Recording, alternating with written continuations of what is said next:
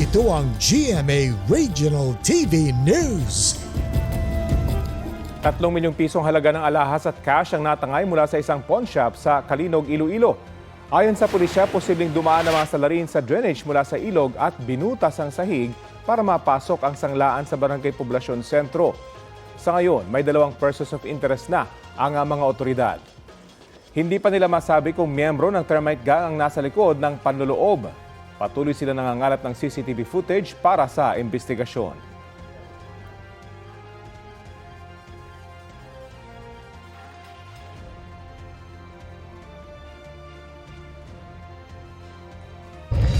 Ito ang GMA Regional TV News. Arestado ang gunman at ang mastermind umano sa pamamaril sa isang lalaking nasa internet cafe sa Talisay, Cebu.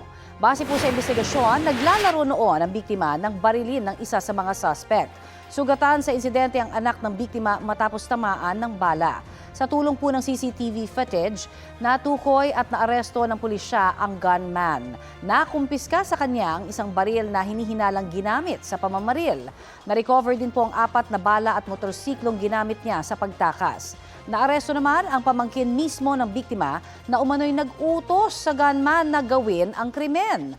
Tumanggi siyang magbigay ng pahayag sa media. Pero ayon sa salaysay niya sa pulisya, ang lalaking nasa likod ng biktima ang target ng pamamaril. May nasabat ding mahigit 170,000 pesos na halaga ng hinihinalang shabu mula sa pamangkin ng biktima. Hinala ng pulisya, personal na alitan at may kaugnayan umano sa ilegal na droga ang motibo sa krimen. Nahaharap at mahaharap po sa patong-patong na reklamo ang mga suspect.